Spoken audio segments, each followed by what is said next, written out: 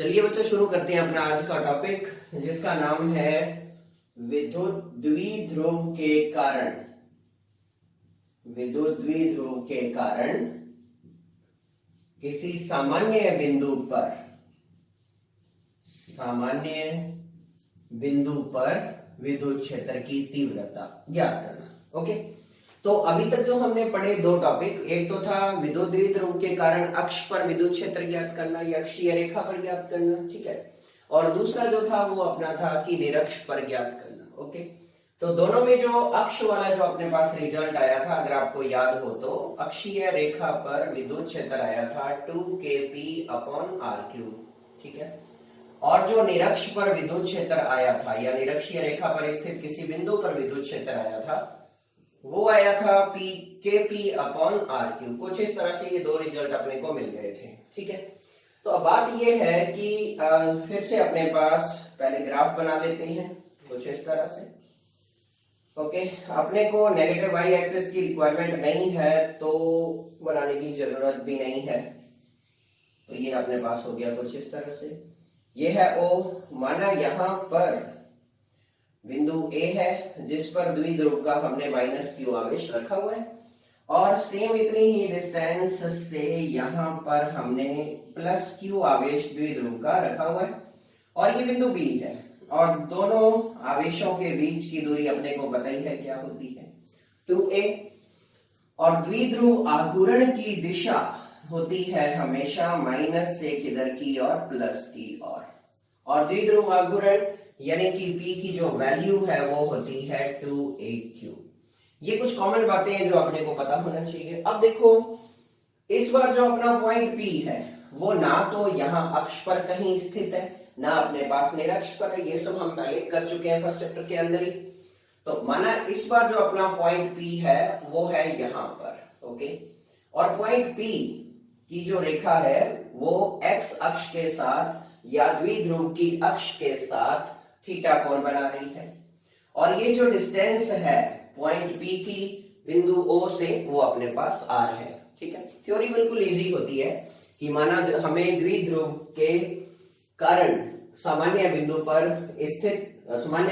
पर विद्युत क्षेत्र की तीव्रता ज्ञात करनी है। बिंदु P जो है उसकी रेखा x अक्ष के साथ थीटा कोण पर है। अब जरा ध्यान दो कि कुछ इस तरह से ये अपने पास ज्ञात करना है, ठीक है। अब मैं अगर बात करूं कि द्विध्रुव आघूर्ण जो है उसकी दिशा होती है माइनस से किधर की और प्लस की ओर, तो क्यों ना मैं इसको दो घटकों में बांट दूं। अगर मैं आपको ये बोलूं कि ये कुछ इस तरह से एक घटक और बना लिया जाए, तो अगर ये कोण थीटा है, ठीक है, तो ये अपने पास हो जाएगा द्विध्रुव का कौन सा घटक, P cos थीटा, क्योंकि इस दिशा में जो है वो अपने पास P वेक्टर है, ये थीटा कोण बन रहा है, तो ये अपने पास हो जाएगा P cos theta component. Okay, उसी तरह से द्विध्रुव आघूर्ण जो इधर की ओर है, इसका ये वाला जो घटक हो जाएगा वो अपने पास आएगा P sin थीटा। तो दो कंपोनेंट अपने पास आ गए, एक P cos थीटा इधर की ओर और दूसरा P sin थीटा इधर की ओर। प्रॉब्लम कहां आती है, देखो प्रॉब्लम यहीं पर है कि ये क्या हो गया, थोड़ी देर पहले सब सही चल रहा था, लेकिन अब ये cos थीटा sin थीटा ये सब क्यों आ गए। तो इनको पहले अपने कंपोनेंट के बारे में समझते हैं। जरा देखो, मैं इस A और B पॉइंट को यहां बना लेता हूं। ये है पॉइंट B और ये है पॉइंट A। अगर मैं आपको बोलूं कि ये A से B की ओर P वेक्टर है, थोड़ी देर के लिए इसको द्विध्रुव मत समझो, वैसे ही कॉमन सी बात समझो, और फिर मैं आपको बोलूं कि ये यहां पर अपने पास कोई पॉइंट P है और ये कोण थीटा है, तो आप मेरे को ये बताओ कि इस P वेक्टर का थीटा के साथ घटक क्या बनेगा। क्लियर, P वेक्टर इधर की ओर है, थीटा के साथ घटक बनेगा सर P cos थीटा, ठीक है। और घटक हमेशा दो बनाते हैं अपने, cos थीटा और sin थीटा। दोनों घटक एक दूसरे के हमेशा क्या होते हैं, लंबवत होते हैं। तो अगर ये घटक P cos थीटा है तो फिर ये घटक क्या होगा, ये हो जाएगा अपने पास P sin थीटा, ठीक। ओके, बात कुछ कुछ पता लग रही होगी। अगर मैं इसको फिर से डिटेल से समझाऊं तो कुछ इस तरह से, अगर मैं आपको बोलूं कि ये अपने पास p वेक्टर है, ओके, और ये कोण थीटा है, तो फिर बताओ ये घटक कौन सा हो जाएगा। सिंपल सी बात है कि ये घटक होगा p cos थीटा और ये घटक होगा p sin थीटा। तो उसी तरह से मैंने इस चीज को ड्राइव किया, ये मतलब कि ड्रॉ किया है। ओके, तो एक बार फिर से इस पे ध्यान देते हैं, क्योंकि अगर आपको कंपोनेंट समझ में आ गए तो उसके बाद ये टॉपिक खत्म है। ठीक है, तो थोड़ी देर के लिए इसको इरेज करते हैं, फिर से अपने उन्हीं कंपोनेंट को समझते हैं कि कैसे कैसे कौन कौन से घटक बने थे। ठीक, कुछ इस तरह से अपना डायग्राम था। द्विध्रुव यहाँ रखा हुआ है एक्स अक्ष पर, और जो है पॉइंट P वो r डिस्टेंस पर है, थीटा कोण बन रहा है एक्स अक्ष के साथ, नो प्रॉब्लम। अब देखो A to B द्विध्रुव आघूर्ण होता है P वेक्टर। मैं इस P वेक्टर को यहां नहीं यहां लिख देता हूं ताकि अपने को कंपोनेंट समझने में कोई ज्यादा प्रॉब्लम ना आए। ठीक है, तो P वेक्टर अगर ये है तो थीटा वाला घटक कौन सा होगा। सिंपल सी बात, थीटा वाला घटक होगा P cos थीटा। अगर एक घटक P cos थीटा ये है तो दूसरा घटक जस्ट इसके परपेंडिकुलर होगा, और ये घटक होगा अपने पास P sin थीटा। और अब मैं इसको थोड़ा सा और ड्रॉ कर लेता हूं कुछ ऐसे, ताकि मैं अक्ष और निरक्ष को समझ सकूं। ठीक है, अब अपने पास P वेक्टर का कोई काम नहीं है, क्योंकि हमने इस P वेक्टर को दो घटकों में डिवाइड कर लिया है। ठीक, अब देखो बिंदु P पर P cos थीटा के कारण विद्युत क्षेत्र कितना होगा वो ज्ञात करना है, फिर P sin थीटा के कारण कितना होगा वो ज्ञात करना है। तो जरा देखो, अगर मैं P cos थीटा की बात करूं, इस P cos थीटा घटक के कारण P पर विद्युत क्षेत्र, तो ये अक्षीय है या निरक्षीय है, सोचो जरा। देखो P cos थीटा इधर चल रहा है और P भी पॉइंट इधर है, तो ये अक्षीय हो गया। जैसे ये होता था, ये P वेक्टर होता था, यहाँ बिंदु P होता था, तो सेम है, तो ये अक्षीय हो जाता था। ठीक, उसी तरह से P sin थीटा के लिए ये बिंदु P क्या है, निरक्षीय है, क्योंकि P sin थीटा के साथ ये लंबवत है, 90 डिग्री पर है। तो एक हो गया अक्षीय और एक हो गया निरक्षीय। फिर अपने दोनों को क्या करना है, ऐड कर देना है, और उसके बाद अपने को P पर कुल विद्युत क्षेत्र मिल जाएगा। ठीक है, तो सबसे पहले P cos थीटा घटक के कारण, P cos थीटा कंपोनेंट के कारण बिंदु P पर विद्युत क्षेत्र की तीव्रता। तो देखो P cos थीटा घटक के कारण P पर, यानी कि अक्षीय है, तो मैं यहां लिख देता हूं, इसको E1 मान लेते हैं। तो E1 बराबर क्या होता है, अक्ष का फॉर्मूला 2kP अपॉन r3, यही होता है फॉर्मूला। तो लेकिन अपने पास P नहीं है, P cos थीटा है, तो हम यहाँ P की जगह क्या लिखेंगे, P cos थीटा।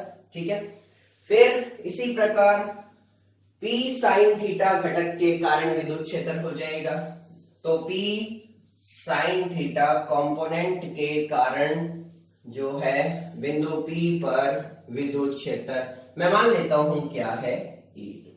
क्लियर, तो E2 कितना होगा। अब देखो जो है दूसरा वाला वो क्या होता है, KP अपॉन R3। ठीक है, निरक्ष वाला तो यही फॉर्मूला होता था, लेकिन अपने पास क्या है, साइन थीटा कंपोनेंट है, तो अपने यहां लिख देंगे P साइन थीटा। ठीक है, अब बात आती है विद्युत क्षेत्र, दोनों आ गया बिंदु P पर। अब एक विद्युत क्षेत्र जो होता है, जरा थोड़ा सा ध्यान देना, जो अक्षीय वाला विद्युत क्षेत्र होता है वो तो होता है सेम डायरेक्शन में, यानी कि E1 की डायरेक्शन होती है ये। ठीक है, सेम डायरेक्शन में होता है। और जो दूसरा विद्युत क्षेत्र होता है कौन सा वाला, P sin थीटा या लंबवत घटक के कारण। याद करो जब अपने वो टॉपिक पढ़ा था तो कुछ इस तरह से अपने पास ये डायग्राम बना था, ऐसे कंपोनेंट बने थे, इधर की ओर एक होता था इसके कारण, फिर एक इधर की ओर, तो विद्युत क्षेत्र अपना इधर की ओर आया था, जबकि द्विध्रुव आघूर्ण अपना उधर की ओर था। ठीक है, यानी कि ये जो लंबवत रेखा है इससे इधर की ये जेड शेप बन रही थी कुछ ऐसे, विद्युत ध्रुवाघूर्ण इधर की ओर और विद्युत क्षेत्र इधर की ओर। इसको थोड़ा इरेज कर देता हूं, क्लियर हो जाएगा एकदम। अब देखो विद्युत क्षेत्र की जो दिशा बन रही थी वो इधर की ओर थी और द्विध्रुव घूर्ण उधर की ओर था, ठीक है। तो सेम टू सेम अपने को यहां भी करना है। तो इस P sin थीटा कंपोनेंट के कारण इस बिंदु पर विद्युत क्षेत्र की दिशा जो होगी वो इधर की ओर होगी। ओके, तो ये अपने पास आ गया E2 vector. Clear, E2 vector हो गया। अब ये दोनों एक दूसरे के लंबवत हैं, तो यहां थीटा बराबर अपने पास आ गया 90 डिग्री। तो परिणामी विद्युत क्षेत्र जो है वो कैसे ज्ञात होगा?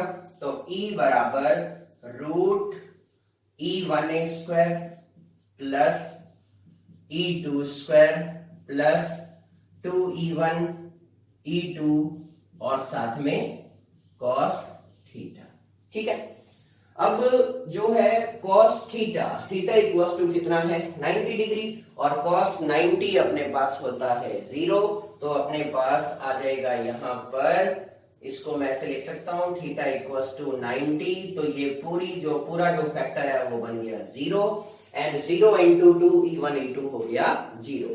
तो अपने पास सिर्फ बचा E बराबर root E1 square plus E2 square, ये अपने पास विद्युत क्षेत्र आया।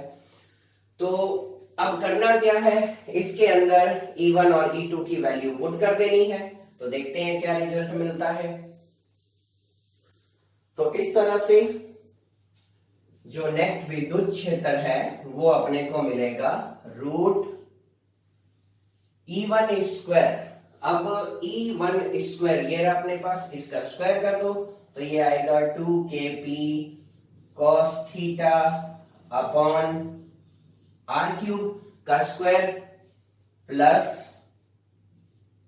और दूसरा ये है अपने पास kp sin theta upon r cube का square, kp sin theta upon r cube का स्क्वायर। ये हो गया, रूट के अंदर चल रहा है सब कुछ, वैल्यू पुट हो चुकी है, इरेज कर लेते हैं।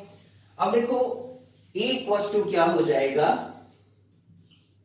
E इक्वल्स टू ये सब कुछ इस तरह से, क्या मैं इन दोनों में से अपने पास कॉमन क्या आ रहा है, तो बात बिल्कुल फैक्ट है, कॉमन आ रहा है 2kp upon kp upon r cube, kp upon r cube का स्क्वायर, ठीक है। तो बाहर आकर के क्या हो जाएगा kp अपॉन r क्यूब। बात समझ आई कुछ? किया क्या देखो दोबारा ध्यान से, kp अपॉन r क्यूब का स्क्वायर है, ठीक है, यहां भी kp अपॉन r क्यूब का स्क्वायर है, तो kp अपॉन r क्यूब का स्क्वायर कॉमन आ गया, जब रूट से बाहर निकालोगे तो स्क्वायर हट जाएगा, तो kp अपॉन r क्यूब बच जाएगा। तो अब अंदर क्या बचा अपने पास, 2 का स्क्वायर cos स्क्वायर थीटा, और 2 का स्क्वायर होता है 4 cos स्क्वायर थीटा, हो गया। और प्लस इधर अपने पास बचा R2 तो है नहीं, साइन स्क्वायर थीटा, डन है एकदम।